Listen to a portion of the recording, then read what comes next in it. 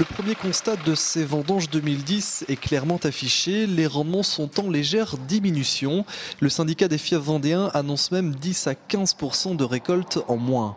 Une tendance quasi générale sur l'ensemble des domaines et sur l'ensemble des cépages, à l'exception peut-être des gamets. Mais pas d'affolement, cette baisse de rendement est somme toute naturelle. La vigne a bien travaillé l'année dernière pour faire une bonne récolte, pour bien produire.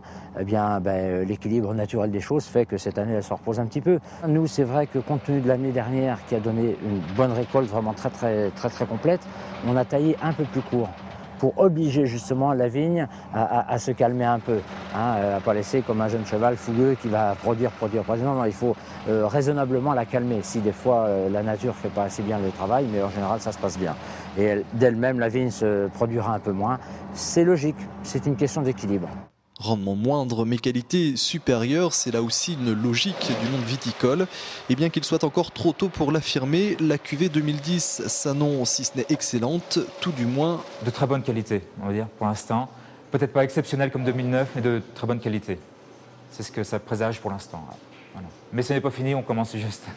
Car effectivement, si la période de maturité des raisins puis la récolte sont deux éléments très importants afin d'obtenir un vin de bonne qualité, le travail de fermentation et de vinification est lui aussi primordial.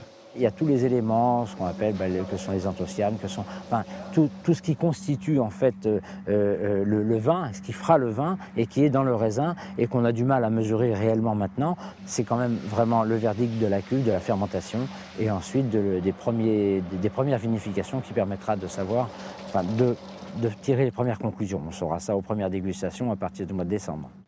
Une fois le temps des vendanges passé, la nature va ainsi faire son œuvre, car pour obtenir un bon vin, comme le dit le proverbe, il faut qu'il fasse ses Pâques.